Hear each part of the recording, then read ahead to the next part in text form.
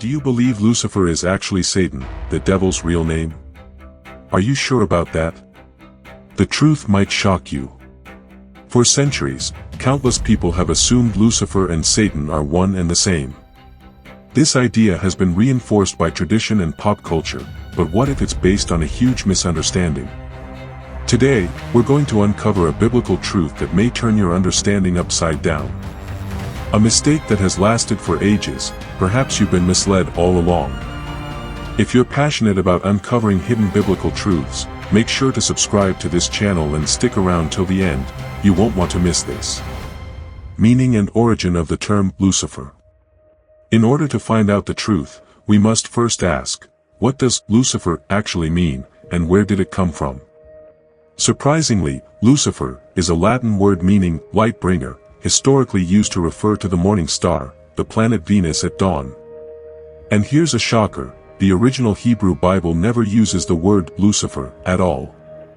In fact, although the name Lucifer appears in many English Bible translations, it is found only once, in Isaiah 14 verse 12, and that single verse actually has nothing to do with Satan.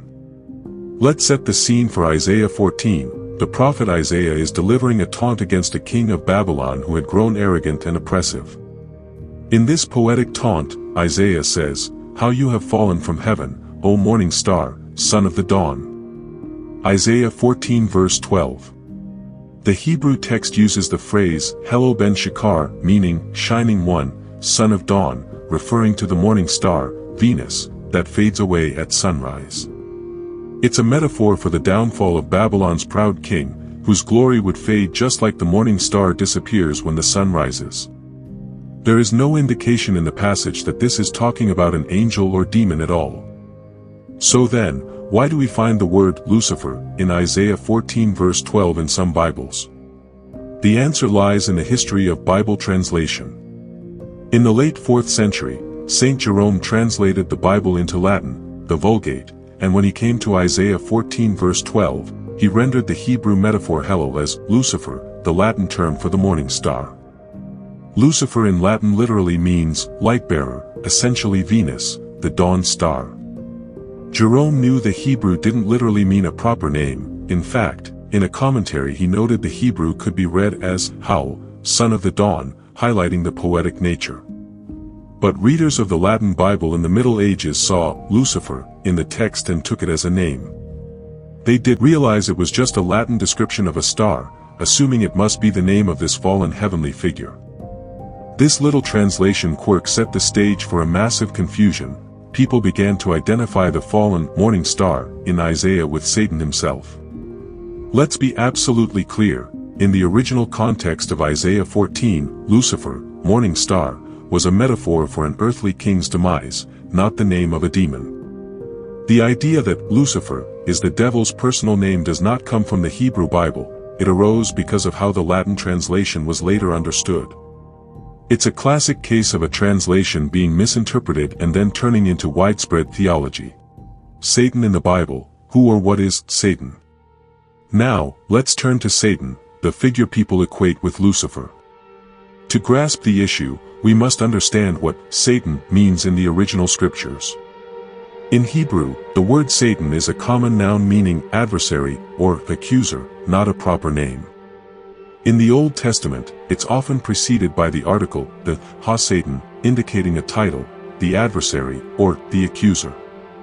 For example, in the book of Job, chapters 1 to 2, the Satan appears in God's heavenly court, not as an evil rival to God, but as an angelic prosecutor whose job is to test people's righteousness and then accuse them if they falter.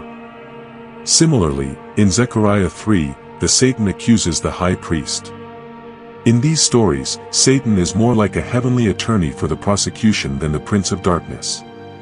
Crucially, nowhere in the Old Testament is Satan identified with a fallen angel named Lucifer. In fact, the Old Testament does not present Satan as a rebel against God at all. There isn't a single verse in the Hebrew Bible that describes Satan as a once good angel who fell from grace. That notion simply isn't there. The portrayal of Satan as the cosmic enemy of God develops later. By the time of the New Testament, Jewish and Christian writings had begun to describe Satan as the devil, the tempter, the evil one opposing God's work. For instance, Satan in the New Testament tempts Jesus in the wilderness and is called the ruler of this world in some passages. But even in the New Testament, you will not find a verse that says Satan's real name is Lucifer. The direct equation of Lucifer with Satan is absent from the Bible. It emerged from interpretation and tradition, not explicit scripture. So, to recap, in the Bible, Satan originally refers to an adversary, a role often played by a figure in God's court who tests and accuses. Only later did the word Satan take on the capital S persona of the devil. And Lucifer, as we've seen, was just a Latin term for a bright star used once in a prophetic taunt. How did these two separate concepts get merged? For that, we have to look at the flow of history and tradition. Historical confusion, merging Lucifer with Satan. Lucifer depicted as a fallen rebel angel in John Milton's Paradise Lost, as illustrated by artist William Blake, 1808. Over the centuries, a historical mix-up solidified in Christian thought. People began treating Lucifer and Satan as the same character. Early Christian writers contributed to this by interpreting Isaiah 14, the morning star verse, as an allegory for Satan's fall. Church fathers like Origen and Tertullian theorized that Isaiah's taunt was more than about a human king, that it symbolically described the fall of the devil. These interpretations were not explicitly stated in the Bible, but they took root in Christian teaching. By the Middle Ages, this identification was mainstream. Remember, most medieval Christians read the Bible in Latin, via Jerome's Vulgate. They saw the word Lucifer in Isaiah 14 verse 12 and assumed Lucifer was the personal name of that fallen heavenly being, i.e., Satan. As one historical analysis puts it, because early Christian authorities had already linked the Greek term phosphoros, morning star, to Satan, and Jerome's translation used Lucifer, Western Christians came to regard Lucifer as Satan's name. In other words, the tradition read something into the text that wasn't originally there, and that reading became the common belief. Literature and art then took it and ran. Medieval plays and poetry started depicting the fall of Lucifer as the backstory of Satan. This idea was dramatically immortalized in Dante Alighieri's Inferno, early 14th century, which portrays Lucifer as a giant, three-faced demon trapped in the frozen lowest circle of hell, very much the devil. Later, in the 17th century, John Milton's epic Paradise Lost famously presented Lucifer as the brilliant archangel who led a rebellion in heaven and was cast down to become Satan. Milton doesn't use the name Lucifer frequently, but he solidifies the character, a once glorious angel turned diabolical adversary, and this has hugely influenced how people imagine Satan. In fact, Paradise Lost popularized the storyline of Satan's fall from heaven and firmly planted the name Lucifer in that narrative. From that point on, the equation Lucifer equals Satan was cemented in the popular imagination. For over 1,000 years, Western Christian tradition and later pop culture reinforced the notion that Lucifer is just another name for the devil. We see it in countless books, sermons, and eventually movies, TV shows, and video games. The idea seems so natural that many folks never even question it. But as we've shown, this notion is built on a chain of interpretations and assumptions, rather than on clear biblical statements. It's a fascinating example of how legend can evolve from a single misread word, isn't it? What Isaiah 14 and Ezekiel 28 really say, scholarly insights. Now, let's revisit those two key biblical passages, Isaiah 14 and Ezekiel 28, and see what modern scholarship says about them, versus the traditional satanic interpretation. Isaiah 14, scholars agree this chapter is not describing a war in heaven or an angel's fall, but is rooted in historical events. Isaiah 14 is a taunting poem directed at a king of Babylon, likely an oppressive ruler who exiled the Israelites. Isaiah sets the stage in verse 4, explicitly saying it is a proverb against the king of Babylon. In the poem, verses 12 to 15, the king's arrogance is mocked with these poetic terms, "You have said in your heart, I will ascend to the heavens, I will exalt my throne above the stars of God. Yet you shall be brought down to Sheol. And famously, how you have fallen from heaven, O morning star, son of the dawn." In context, morning star, Lucifer in Latin, is just a metaphor for the king's lofty pretensions and his impending crash. Some historians think Isaiah might have been alluding to a well-known Canaanite or Mesopotamian myth about a proud star or deity who tried to climb to the highest heaven but was cast down, a fitting analogy for a human ruler's pride. Importantly, Isaiah never mentions Satan or any demon here.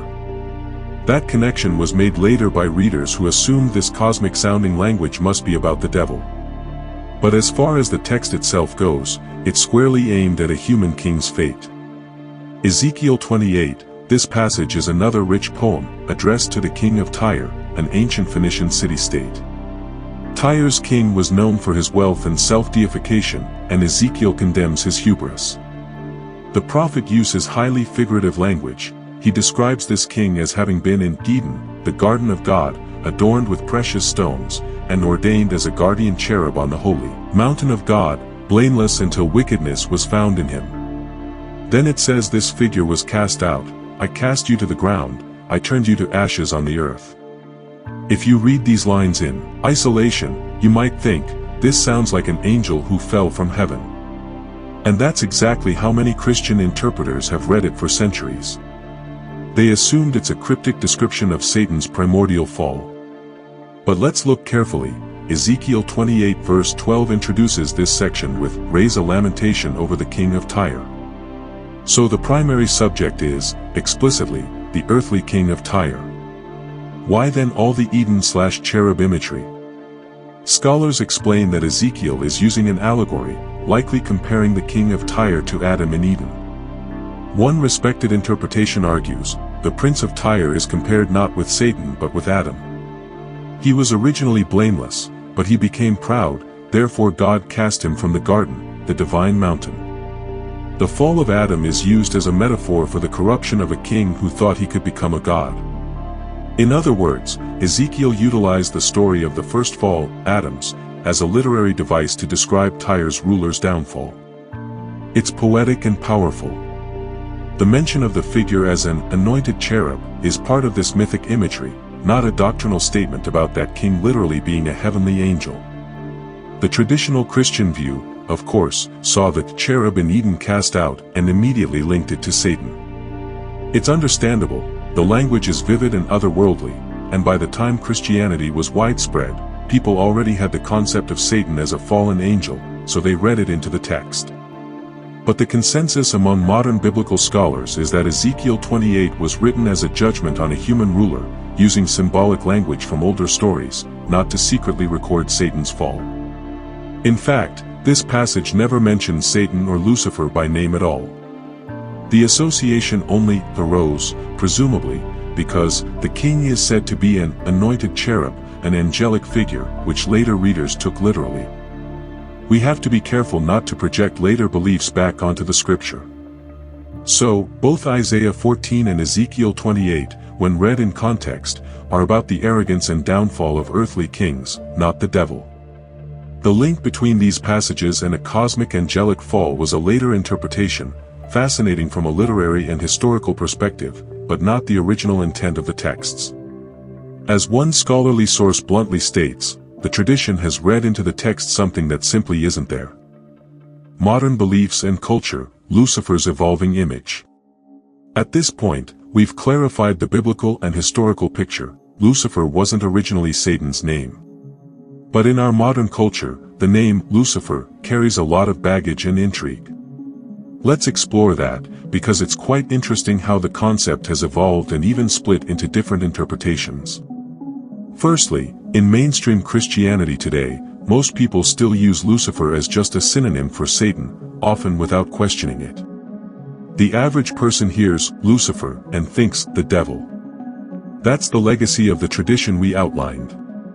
But outside of Orthodox Christianity, there are groups and ideas that treat Lucifer differently. In fact, there's something known as Luciferianism, and it's not what you might expect. Luciferians, in a modern spiritual or philosophical sense, do not see Lucifer as the evil Satan of Christian theology. Instead, they often revere Lucifer as a symbol of enlightenment, independence, and human progress, essentially the bringer of light in a positive sense. Some even mythologize Lucifer as a figure who gave knowledge or liberty to humanity, similar to the myth of Prometheus. One summary explains that while traditional Christians equate Lucifer with Satan, Luciferianism portrays him as a god of light, a god of knowledge, and a god of magic. In other words, Luciferians invert the negative image, embracing the Latin meaning of the name, light-bringer, as something good, illuminating truth against a tyrannical or ignorant status quo. It's important to clarify, Luciferianism is distinct from Satanism, though people often confuse them. Without diving too deep, the key difference is philosophical. Many Satanists, such as those in the Lavean Satanist tradition, are actually atheists or skeptics who use Satan as a symbol of rejecting authoritarian religion and celebrating earthly life and self-indulgence. Luciferians, on the other hand, tend to emphasize rationality, wisdom, and self-development, using the figure of Lucifer as a metaphor for human enlightenment and the quest for knowledge. As one commenter put it, Satan brings carnality, Lucifer brings knowledge, both stand for freedom in their own ways. Of course, these are modern interpretations and have little to do with what ancient biblical authors intended, but it shows that the name Lucifer has taken on a life of its own in contemporary thought. Now, consider pop culture. We live in a time when even the devil can star in a sympathetic role on TV. For example, the recent hit TV series, Lucifer, portrays Lucifer Morningstar as a charming, witty anti-hero who runs a nightclub and helps solve crimes. It's a far cry from Dante's frozen three-faced monster. This playful, humanized portrayal indicates how far the cultural image of Lucifer has shifted. Similarly, in comic books and novels, you'll sometimes find Lucifer depicted as a suave gentleman or a tragic, misunderstood figure. Think of Neil Gaiman's portrayal of Lucifer in the Sandman comics, for instance. These works aren't claiming to be theology, of course, but they reflect a cultural trend. The name, Lucifer, is no longer viewed only with dread, but also with a kind of fascinated admiration in some circles. To be clear, none of this modern reinterpretation changes the fact that in Christian doctrine, Lucifer, as a name for Satan, is still typically seen as the chief of devils. Traditional faith communities haven't adopted the Luciferian positive spin. But it's noteworthy that the mythos has branched out. On one hand, the church and pop culture gave us the conflated Lucifer equals Satan image. On the other, counter-culture movements and fiction have sometimes separated Lucifer from Satan, making him into something of a rebel hero or a representation of free will and intellect, rather than pure evil. In summary, the legacy of Lucifer is double-edged in modern times. It remains a byword for Satan in church usage and horror films, but it's also been reclaimed by some as a symbol of something quite different: knowledge, rebellion, enlightenment. This modern development underscores why understanding the original biblical context is so important. Names and concepts can evolve drastically over time. Knowing the roots, as we've explored, helps us make sense of what's interpretation, what's later legend, and what was originally intended. Conclusion and call to action. So, is Lucifer actually Satan according to the Bible? By now we can confidently say, no, not in the original biblical texts. The Bible does not explicitly identify a being named Lucifer with the Satan figure. That connection was made by later tradition. The word Lucifer in Isaiah was referring to a Babylonian king in a poetic metaphor, and the concept of Satan evolved separately. The conflation of the two was a product of translation and centuries of interpretation. Why does this matter? For one, it teaches us a valuable lesson about going back to the sources. Sometimes, things everyone knows aren't actually true when you check the scriptures closely. It doesn't necessarily undermine anyone's faith in God or the moral truths of their religion, but it invites believers to seek a more informed faith. As the saying goes, faith and knowledge should walk hand in hand. We're not denying the reality of evil or the figure of Satan in Christian theology, rather, we're clarifying a misunderstood detail about Satan's name/origin story. And truth, especially in matters of faith, deserves to be respected more than comforting assumptions or age-old misconceptions. By clarifying this, we gain a deeper appreciation for how rich and complex the biblical tradition is. We see how a single translation choice can echo for millennia. We also become more careful readers, less likely to be blown about by every wind of doctrine. In a way, bringing hidden truth to light is a very Luciferian thing, in the original sense of lighting the lamp of knowledge. As we wrap up, you might be thinking, okay, interesting information, but what do I do with it? My encouragement is, keep learning. Don't stop here. There are many other misconceptions out there about what the Bible says or doesn't say. Dig into the text, explore scholarly research, and don't be afraid to question traditional assumptions. Your faith will not be harmed by seeking truth. If anything, it will be refined and strengthened. Finally, if this video opened your eyes or even just made you curious to learn more, then I've done my job. We don't reject faith by asking questions, we refine it. Remember, uncovering a misunderstanding is a service to the truth, and as people of truth, that's something to celebrate. If you found this content enlightening and want to discover more hidden truths in the Bible, please subscribe to the channel and give this video a thumbs up. Share it with others. You never know who else's understanding might be transformed by learning these insights. Thank you for watching, and until next time, seek the truth in everything, because the truth, as they say, will set you free.